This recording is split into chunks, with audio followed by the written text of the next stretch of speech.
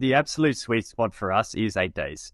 That's what is basically where you sort of take the average. If you want to look at the segment is 6 to 10 days, is actually the segment that has grown the best and actually is still performing fantastic now. So if you are a day tour operator, yeah, I think you can do the 2, 3, 4 day stuff, and that could be fine. What we've seen for our platform anyway is that between 6 and 10 is where is selling. And prior to the pandemic, we were seeing maybe a little bit longer trips, so maybe like sort of 10 day, even 11 sometimes as well. But we're just seeing people maybe being a bit more opportunistically saying, okay, I've got a week off now, or I just want to go away, and then booking that 6, 7, 8 day type trip.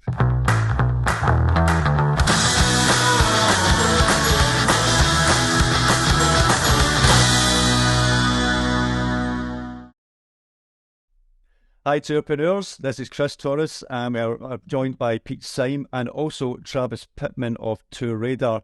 So for those who don't know, TourRadar were the very first OTA dedicated to the multi-day market, and they set up in 2010.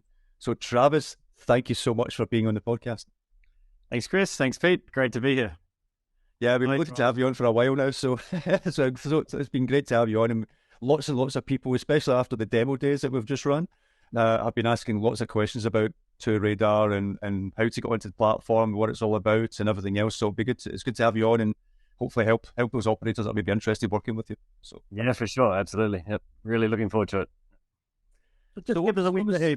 Just give us a wee bit of background, Travis, on when you started, the scale of TourRadar now, your sort of reach with TourRadar now.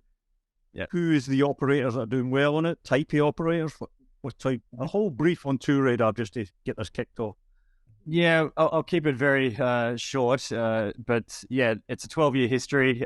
We did start back in 2010. We started out more like a meta search model, so just trying to aggregate the supply.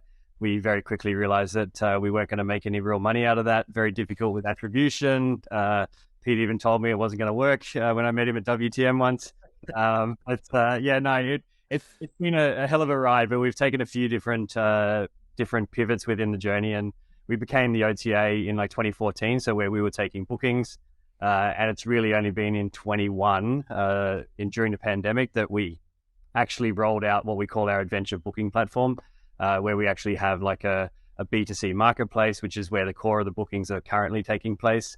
But we've rolled out a distribution network as well, so B2B solutions with an API and white label, working with travel agents. So we're not we're definitely not competing with travel agents. We're trying to help and enable in this whole digital transformation and actually drive a bit of awareness about what I call organized adventures. So it is the multi-day tours, group tours, whatever you want to call it, and everything from like 3 days up to 360 days long for an adventure. So very, very quick summary of the journey, but it's been a lot of ups and downs, but COVID has definitely driven a lot of focus, and now it's about how do we come out of it, get the right, new suppliers. We've got 2,500 tour operators who are actually on the platform today, around 50,000 different adventures. And we started out with the big boys, so the Intrepids, the Trafalgars, the G Adventures, those type of guys. And over time, we realized that we also needed to get the local DMCs, the long tail operators who are the specialists in the actual local areas. So, and that was a big push that we did in about 2017, 2018 to onboard a lot of those suppliers. Yeah. The bit that jumped out from that brief there, apart from the fact that I told you it wasn't going to work, and I was completely and utterly wrong. Although the version you explained to me didn't really work yet. No, it didn't. You're right. We'll call that evens. Yep. One of the questions we get all the time is, how do I get my product into travel agents?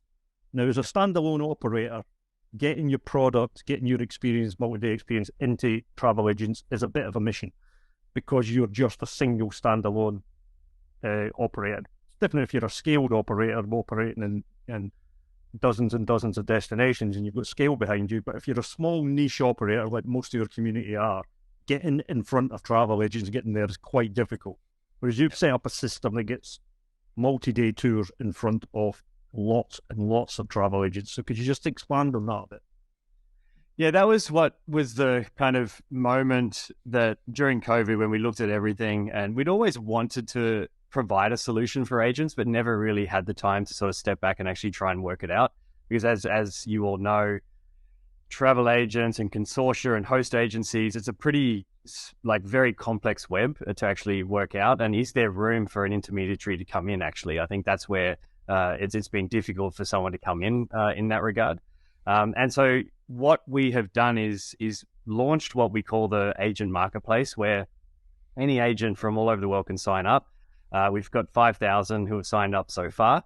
And to exactly your point, yes, big operators like G and Globus and Trafalgar, they have their own agent portals where the agent, and they have to, you sign up, you get a contract with them, you get paid out by checks, but you probably only sell one or two of those tours per month. And so that actually becomes very difficult to scale for the operator, but also a lot of time for the individual agents and operators as well. So as you said, so our kind of goal with this is to actually say, well, we have the technology, we have the supply, and so how do we actually just make it super simple for an agent to log in and get access to all the different operators out there? Where we are seeing challenges is on passing enough commission through to the agents. So again, so how do we still make some money, but also that there's enough to go around? And I think that's what we've built into the model is complete flexibility in that regard. So you can either leverage our contracts. So the agent can say, all right, I'll book a whatever tour operator and I'll get 7% or 10%. And then for another operator, they can say, look, I work dedicated with them. I've been using them for 10 years. I do a lot of volume. I want to use my contract that I've already got with that operator.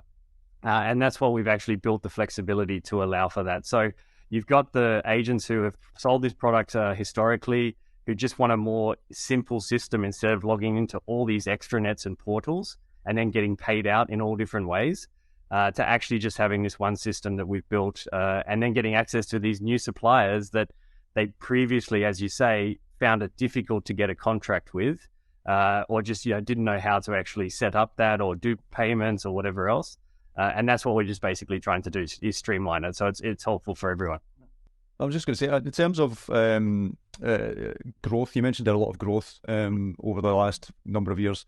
Have you seen huge growth in terms of people actually booking online with multi-day tours since the pandemic, for example? So obviously a lot of our multi-day operations are still a lot of inquiry-based, because that's how a lot of operators run. They tend to be a little bit more custom and everything else. But even we're seeing, even from my own customer base with the marketing agency, we're seeing a steady growth in people booking online, even the high ticket prices. Now, is that something you guys are seeing that trend increase over the last couple of months and over the last couple of years as well?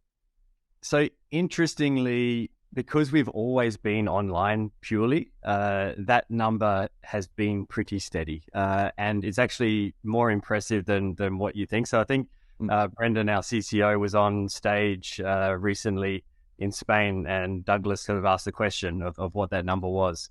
And when you actually look at it, we actually are seeing about 60% of our bookings actually go through without a touch point, pretty much. So where they're actually just booking and actually instantly confirming, because that's what we've built the API connections to a lot of the big tour operators. We've also, within our operator dashboard, the operator can upload their tour and the inventory and say, do I want this to be free sale or, instantly booked? So then it can actually just be automatically confirmed by our system to say, yes, customer, your credit card's down and you've confirmed this trip. It doesn't need to be logged in by the operator and 24 hours or 48 hours confirmed later. And so, yeah, we've seen that number always to be high.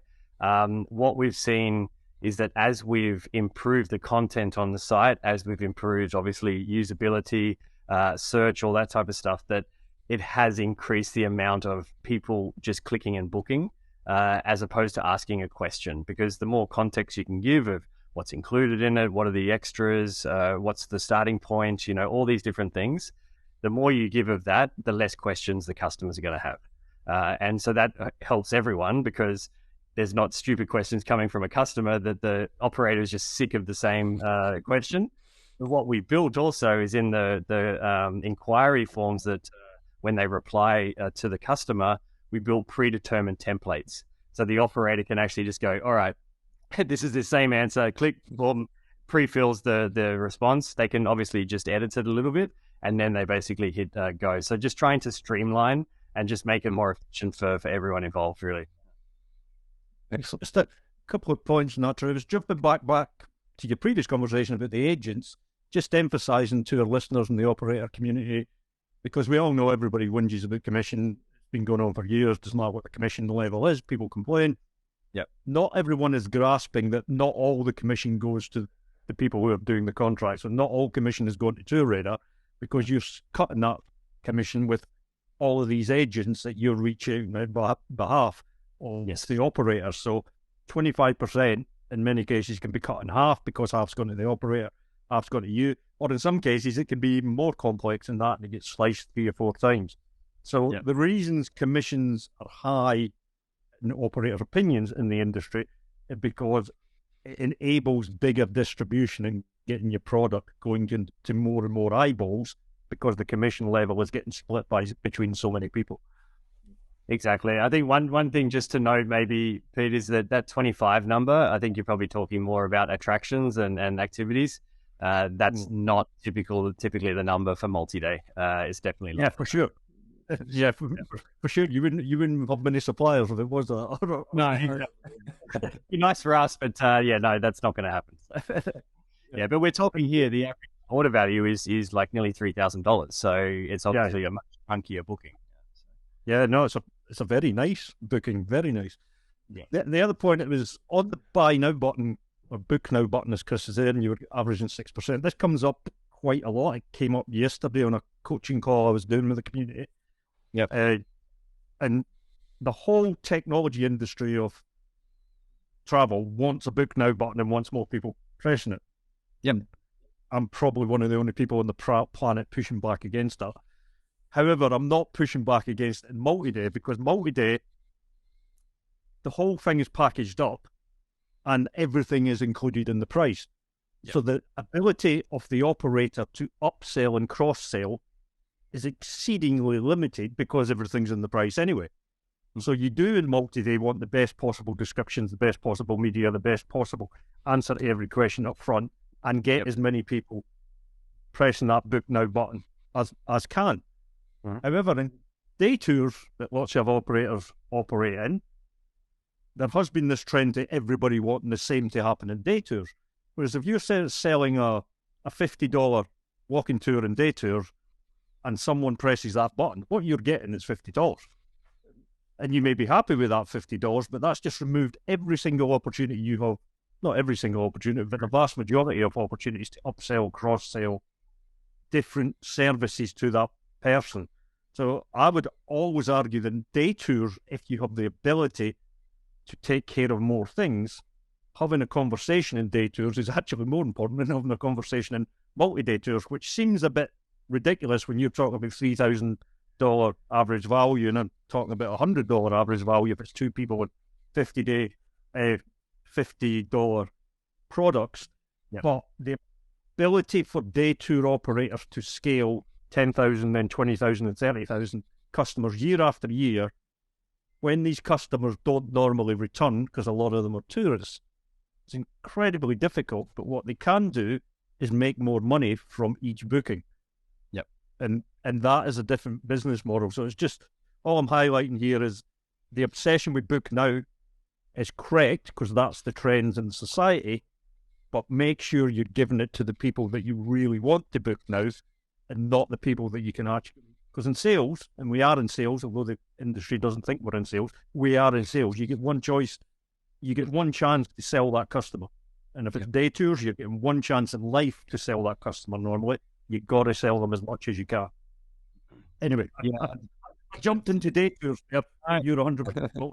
It's totally, valid. And I think what we saw that we had to have this conversation pre-booking with the customer and give the ability to actually have that conversation, because there were so many open questions around a 13-day experience somewhere, on the other side of the world. And that's where we had to do that. And we've seen the more we provide, the better. We do see upsell capability, but not a lot, like you're saying. So you couldn't just double the price just with one upsell or anything like that, like you probably could do for a day tour.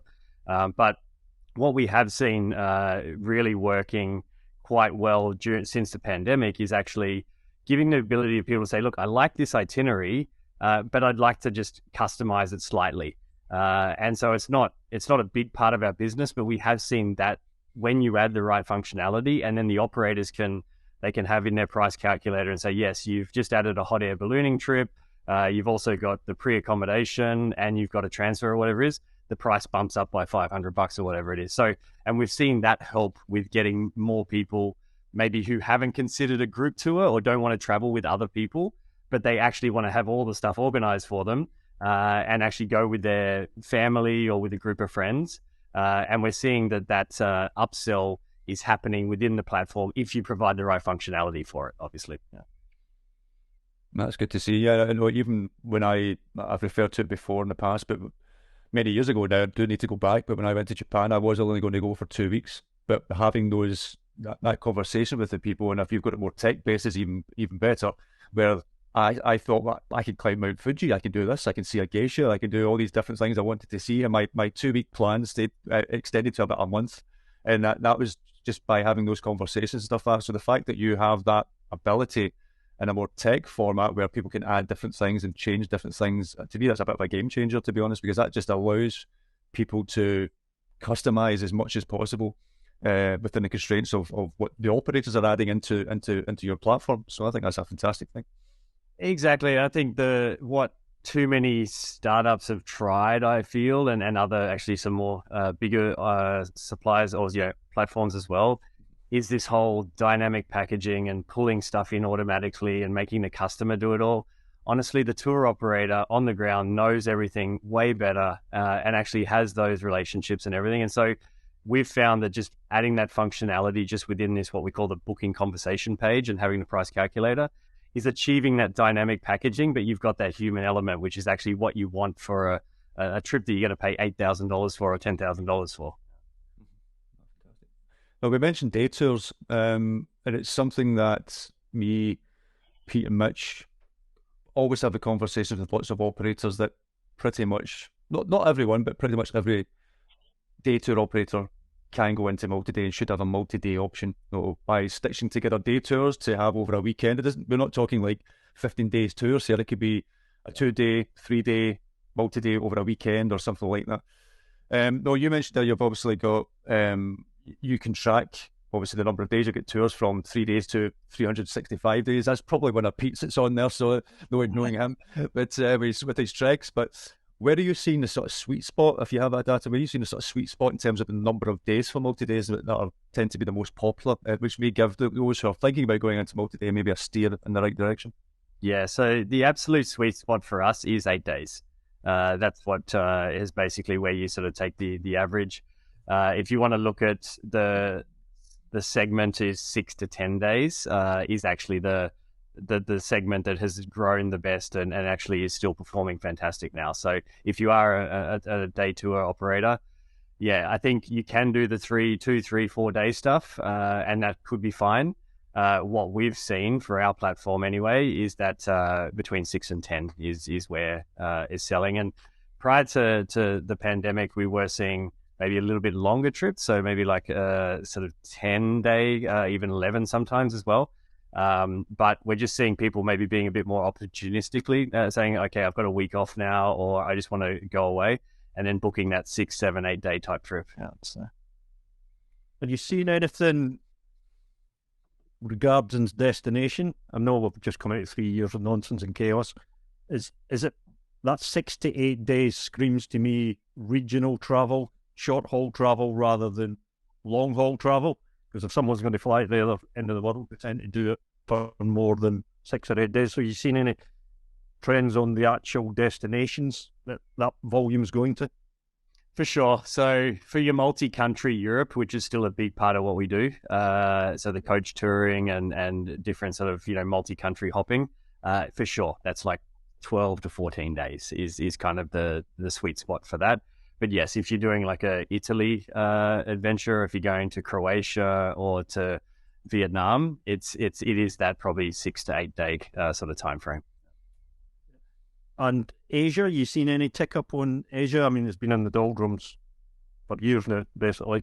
We all managed to bounce out Europe and US, but Asia's still struggling. I mean, I've got old operators I used to work with on the ground there, and they're still seeing nothing like the volumes that they used to see. Yeah, Japan, you talked about, Chris, that was the first one to come back really, and it's actually going very well from our side of things.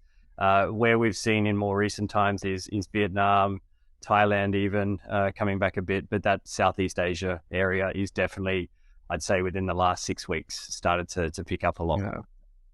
Yeah, it's picking up.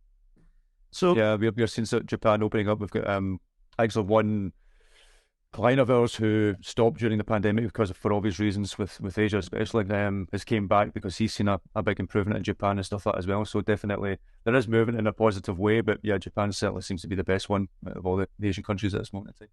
Yeah, for sure. One of the ones just to mention, because it was pretty consistent during the pandemic and even now, is Egypt. I think it is a destination where people do like to have an organized tour where they don't need to think of how do I get from A to B, is it safe, that type of thing. So Egypt was probably one of our more, apart from multi-country Europe, stable kind of really top sellers during the pandemic, and even now still as well. just from a personal interest, Travis, what you seen in Nepal? In the what? In Nepal? Is Nepal picking up? I actually don't know the answer to that question. I would have to look. Yeah, sorry. Yeah, no worries. Yeah. So the world has sort of changed in the last 2 months. The world's constantly changing, but it seems to have speeded up a lot. Now everyone's got their head around the potential impact of artificial intelligence. ChatGPT's gone berserk.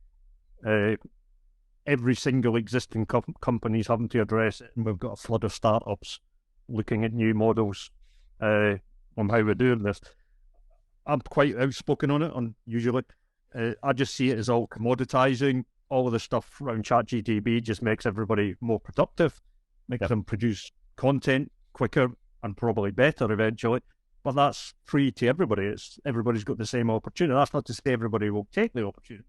All of that stuff is same for everybody. You either use it or you don't use it. Those that do use it become more productive, probably save costs, so therefore can become more profitable. But I don't really see that as game changing. I see that as evolution of stuff that we were already doing. Where I see game changing from AI is in the actual operations of the experiences on the ground, especially in day tours. Now, there's whole OTAs across our market who have been built on day tours. You've built one in multi-day, one of the few in multi-day, the first in multi-day. Whereas multi-day tours are full of doing, which can't really be replicated by AI. So I'm looking at what you're doing is having some inbuilt barriers to because AI comes with good things and it comes with threats. It's opportunity and threats. But if I'm looking at Get Your Guide of Viator's listed tours, I can see thousands of tours that are going to be disrupted by AI and their ability to sell them tours. Whereas when I look at a multi-day platform, I see very little that can be disrupted, apart from the content production and all the rest. Yeah. Obviously, the stuff you guys already do about floating the popular tours to the top and making sure it matches the people's preference based on their data, etc. Yeah, I really concur. I did get pretty deep into it, maybe not as deep as you so far, Peter, but yeah, it has been mind blowing. And what I did see as well was because there was all these use cases of create me an itinerary for 7 days in Japan to see and be active and whatever else. And sure, it can create those things for you, but how do you get around? Where do you stay? Like it doesn't have the capability yet to actually book all of that. And I think that is I'd come back to what I talked about before of this dynamic packaging and still having a human element from the tour operator side. That is the benefit of what the tour operator and the guide is actually doing on the ground, is that it's stitching all this together and just making it seamless for you. And that can't be replicated in AI, like over a 7-day, 10-day experience. So yeah, I was quite happy also to sort of feel that way, and it's great to hear you say the same thing. But I do see there are a lot of really, really nice things that we can be leveraging in other platforms as well, in terms of how we change that discovery to find these type of experiences. Because I think we have 50,000 different options on the site. To find those easily is difficult. Like, we haven't built the perfect UX, I don't think anyone has. But I was pretty blown away. Like, I typed in I'm a 40-year-old active guy, and I gave them one of our URLs on the site, and I said, what tour should I pick? And after a couple of prompts, it actually came back with the mountain biking tour I did last summer, which was pretty scary. Like, it was like, holy shit, okay, how did it pick that? So I think there's a lot of discovery elements that we can be starting to help people find. And that's what I'm really happy is that we can then have that button to say book. Whereas a lot of other platforms and OTAs, it's just content really. It's like, if I'm an independent traveler, I can go to Paris and then turn that into an audio guide, or use an audio guide and actually then take that same experience on my own, potentially. Obviously everyone provides that human element and that guide experience as well. But yeah, I think there is less disruption chance in this regard for us in the multi-day space. You had the nail on the head. That's exactly where I see AI helping a lot of operators, whether it's day two or multi-day. To be fair, that whole discovery phase, as you were mentioning, if you can think of almost like an Uber Amazon, where you can land onto an operator's website or onto TourRadar, it instantly knows who you are. It's learned who you are, and it's going to start displaying some of that information, make it more personalized for you. To me, that is where AI could be so powerful in tailoring stuff for that individual person, and being able to say, that's exactly what I want. That's what I want to do right this minute in time, and then they book and things like that. So I see that as being the future of AI, especially for the multi-day. Yep. We all know the Google data on discovery and how many websites people visit and the amount of time they're on. And no one in my time in travel really nailed that. Like you say, it's been fairly consistent for the last 20 years. People spend a lot of time going to a lot of different places on websites over a protracted period of time before they get to the booking. This is probably the first time ever that many of us can see a route to that being drastically shortened. So we've got that journey of discovery out here, and it's not going to go to there, but it's certainly going to come in, and the whole speed of that discovery, because it's going to be more accurate to the individuals. We can all now see a discovery solution that is going to be good for the customer. It's going to be really good for the customer. Yeah, but I think the opportunities lie more on the operating side, I would say, rather than the discovery side. Although the discovery is huge for a company like TourRadar. If you can shorten that journey, your conversions are going to go through the roof, and you're going to have a lot of happy operators. The real change I see is when people develop tools that then end up going on people's phones.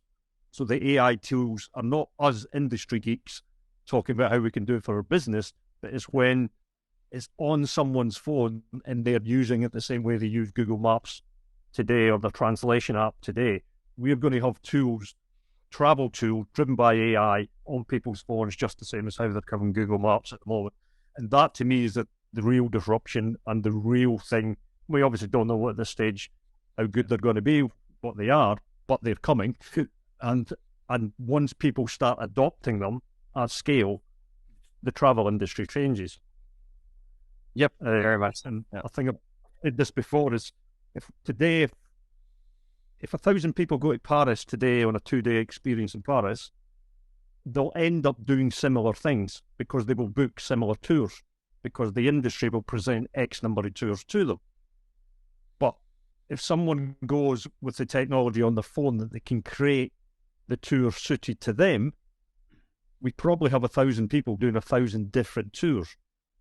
They may include all the highlights, the Eiffel Tower, the Louvre, and they may go to all the same places that all the tourists go to, but you can have that fragmented down to 1,000 different ways that will be actually delivered on the ground. So I see a massive opportunity in self-guiding, both in day tours and in short multi-day. Not so long in the longer multi-day, but there's a a massive self-guiding, which was already growing at a significant margin pre this stuff coming up. But there is going to be an opportunity for self-guiding growth that will be driven by the consumer once they get the tools. It won't be driven by the industry. It'll be driven by the consumer once they get the tools in their hand, because we will all have to react to the consumer wanting this stuff. I think it will. I think that's where this community, obviously the operators and the guides, are going to do everything they can to make sure that human element during that experience, whether it's a 2-hour walking tour or it's a 10-day adventure, it's that human element, I think, is you cannot take away. And I think that's where we'll have to differ. And it'll be just the price points then, I think, which will then vary because of how much, hopefully, more valuable that human interaction is that can be differentiating the types of products that we're selling versus, say, this AI generated and guided stuff as well. So it's going to be super interesting. Yeah, there's a lot of change that's going to be coming, I think, in the next 12 months for sure. Yeah, even platforms like Facebook as well, stuff like that. I know obviously they're developing their own AI. If you can think of all the power and the data that they have on billions of people, tying that in with AI to deliver experiences and stuff like that, because they know when they're traveling around different experiences, because everyone checks in, I'm at the airport, or I've arrived in Paris, or whatever it would be, and then they can basically go, well, here's some experiences delivered on whatever products that people are delivering, and that can all be done by AI. That's the type of thing I'm really excited about, how that can drive that experience and a digital experience to users. Yep.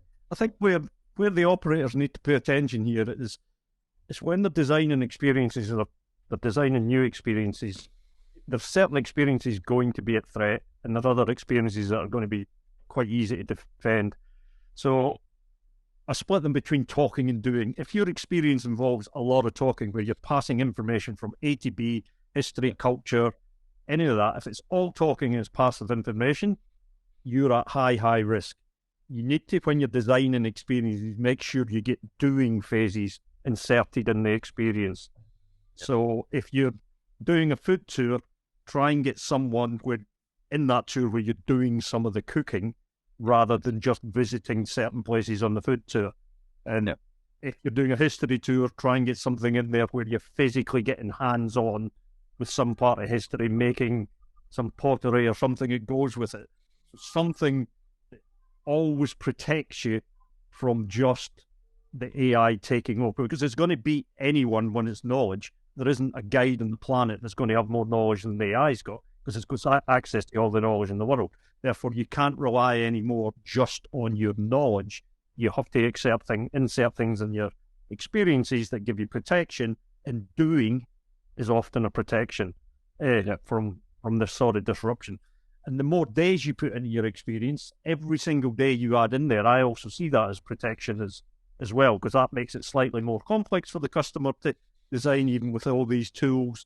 Gets a bit more worrisome for them. So again, going from day tours into multi-day is a protection against this. I keep saying protection. I still think it's a great, fantastic thing, but you do need to protect as well as identify the opportunity.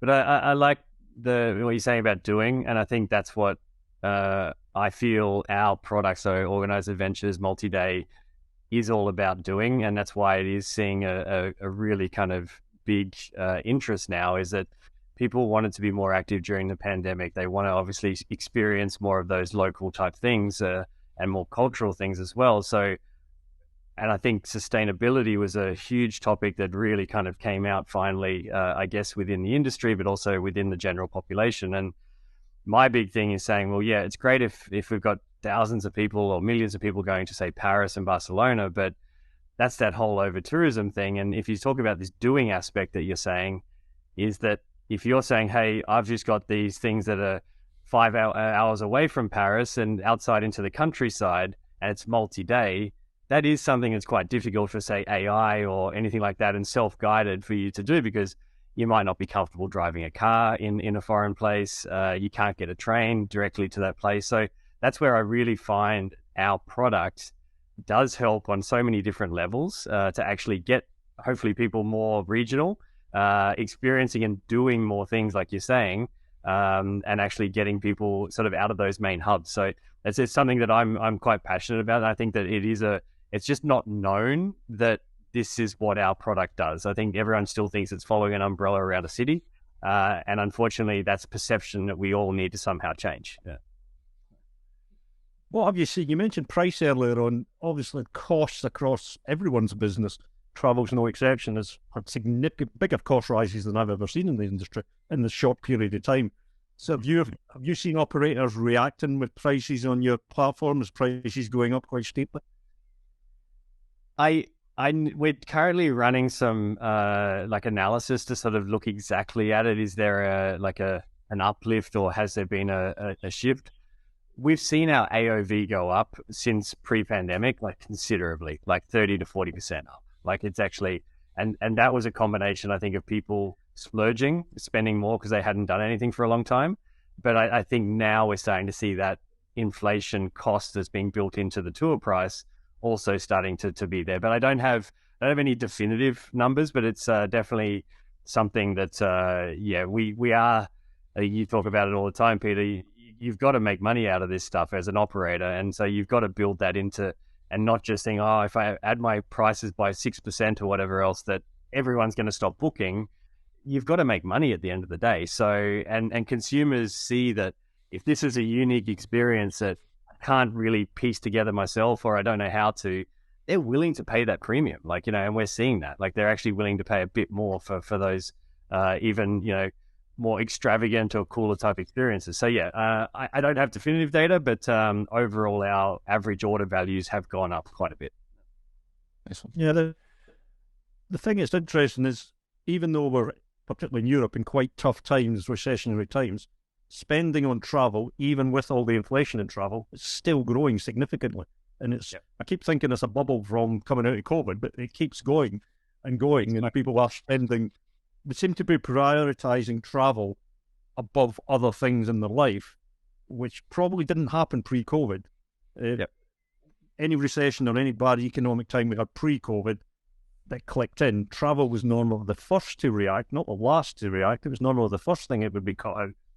I'm just not seeing that in any data at the moment, which is, I find it strange, I've got to say. But it's good to see. I do find it strange. I think that's a COVID effect. People were not be able to interact with other people for such a long period of time, and they're now wanting that. So they're before the pandemic, they may decide, okay, I'm not going to go on my trip, but I'd rather buy my Netflix subscriptions and do all the other things and sacrifice the traveling, whereas it's completely flipped. They'd rather do the traveling because they want to be able to see different places, because they don't know if we're going to be locked down again at any point in the future. There's maybe that little bit of a fear as well. But again, because they've had that lack of human interaction, they're just wanting to travel, and they'll decide, actually, I don't need my Netflix subscription. I'm going to save up and go on a nice little trip some point, even if it's just once per year with my family. And maybe what you'll see, and what we're seeing anyway, is a lot of people are maybe not doing 2 or 3 trips a year. They're just having the one and making and spending big on that one trip rather than multiple trips. But I think just the pandemic alone and how that affected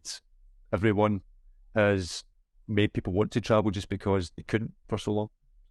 I think it's also made it, I think a lot of us maybe have had situations where there's been friends or family or whatever who maybe haven't made it during the pandemic, and it has made you look at life and everything as well.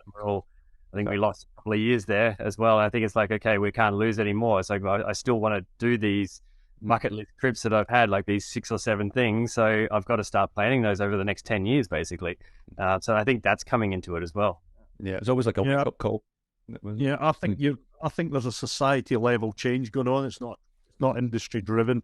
It's a society level change that, on your point, Travis, people woke up during COVID that life is very short and you're only here for a blip. And then suddenly you're not here, and now people are changing not just how they travel, but how they live life. The society, and how many people are working from home, that hybrid living, and how many people are prioritizing so many things in life above their work, and so many people work to live before, whereas now people are saying, I want to live, and work is only part of it. And I think that's a much wider society driven, certainly in the Western world and the developed world. That is a society level change that I cannot see going back in the bottle now. The genie's out the bottle, people are changing. And I think travel is just a beneficiary of that. We haven't made that happen. We're just a beneficiary off that happening. Yeah. No, and I think one really encouraging thing now in January, I think we all for multi-day anyway specifically, we always have that kind of post-Christmas spike. And then in January, it's always a lot of interest for, say, European travel and that type of thing. For the first time in 3 years, we've seen that seasonality come back, which is actually, it's been, we hoped for it and we were like, oh, do we plan it in or budget for it? And I think now seeing it actually happening again is super, super encouraging. And it's just also showing that, yeah, this stuff of inflation and whatever else, people are saving more, they want to do this, but that seasonality coming back was a big encouraging sign for us as a team. Yeah. So. Fantastic. 2023 might be the first year since 2019 we have some sort of normality in the data. Right? So most of the data for the last 3 years, no matter what the data says, I'm ignoring because it's just a weird period in life that you can't really build any models around that data. Whereas I suspect, and I could be wrong, 2023 data will be some sort of normality that we can put more trust in and more judgments based on anything that's come out the last couple of years. Tend to agree. Yeah, I agree. I can't let you go without sort of covering one question that always comes up on Tourpreneur. It's always every other week it comes up. When someone's talking about multi-day, they're talking about where they can distribute it out, and TourRadar is one of the first things that gets mentioned. And then some people say, "Oh, I've tried to do that and I couldn't get onboarded and everything else. I don't know why." And it's nothing personal. You had a sort of a rule is the wrong word, but you had a sort of rule that you had in place during the pandemic, but you're now opening things up. Is that correct? Do you want to explain a little bit about? Yeah. So we, as I said, we work with 2,500 operators, and that's a lot. And we, as you just mentioned, Peter, there was no normality to demand over the last 3 years. So we were not driving enough bookings to our operators that we had in the platform. So we're like, okay, well, why are we onboarding more if we actually are not really delivering to our current one? So yeah, we made a conscious decision not to. I know it was frustrating for a lot of people. I did also get reached out to quite a bit on LinkedIn by different people saying, oh, I haven't been able to be accepted. Can I get in? But it was just a blanket kind of thing that we had. So yeah, we're just opening it up now. Actually, again, I don't know the exact timeline, but it'll be imminently. We'll be opening it up. And there'll be certain areas that we'll probably focus on first, like where we know we're missing some sort of supply that we've got more demand for but don't have enough supply. So I don't think it'll be like a blanket, everything's going to be open. But yes, we are opening up some the applications to basically come back in. So yeah, it's exciting times again. Like feels like a bit of that normality of, okay, the business development team are finally actually going to work on that side of it rather than actually fighting, for just all these different things that they had to do to help the operators survive during the pandemic, like all the credits and all that kind of stuff, and then dealing with all customer complaints. So yeah, so now the BD team are super excited about actually onboarding all these new suppliers. So love happy operators. One of the things, yeah, I mean, this is just my mad brain going here. One of the things of AI coming in means we're going to really be able to get into the long tail. You've always had long tail adventures and long tail holidays on your platform. But as this stuff rolls out and people start to understand it more, we will start to understand people more and really see their long tail interests. Now, the minute that operators can see for real these long tail interests and the sort of scale, because they're not all, we all think of them as niche, but as we all know, there's 9 billion people in the world, so niche can be quite a big market. We're probably going to see lots and lots of new types of tours designed by the operators because they're identifying all of these long tail interests from the consumer. And at the moment, your strapline, I was winding Brendan up about this, is your strapline's organised adventure. Yes, yeah, exactly. Whereas there is quite a niche for disorganised adventure, true adventure, where and absolutely people want to go interesting places, meet interesting people, but they don't want everything itinerary day after day. We know exactly where we're going at this hour exactly. They're wanting a true adventure. And I see, again, AI been helping to surface what I call as true adventure, not packaged adventure. Do you see any place for that on the platform? Yeah, absolutely. I mean, we do have it, and I think that's the thing is that adventure in the past definitely was more that hard adventure. So we're talking the Kilimanjaro or Everest type treks, or some sort of hiking down in South America. But what I feel that, or actually just generally societal change that you mentioned a bit before of COVID, is going to the shops was an adventure after actually being locked down. Like, and I said, that actually is no shit. Like, it became something like, so I think the term for adventure is definitely being used more, but I feel the reason we've gone for this term is that tour and multi-day tour, like multi-day tour came from the industry for sure. Like that was not created by consumers, so no one ever says that when they're talking at the pub. They just want to say, look, I want to go on a cool adventure, or I want to go for a vacation or whatever else. And so I think the benefits, you say you just want a disorganized adventure. Yes, some people want that, but they don't want to have to organize logistics and all the different, where should I eat that's actually good, all these different things. And I think that's what we're trying to highlight to the mainstream consumers and say, how can we capture market share from someone who might have done an all-inclusive resort, or someone who might have done a cruise, but actually is now more active in their daily life and they actually like being in nature more.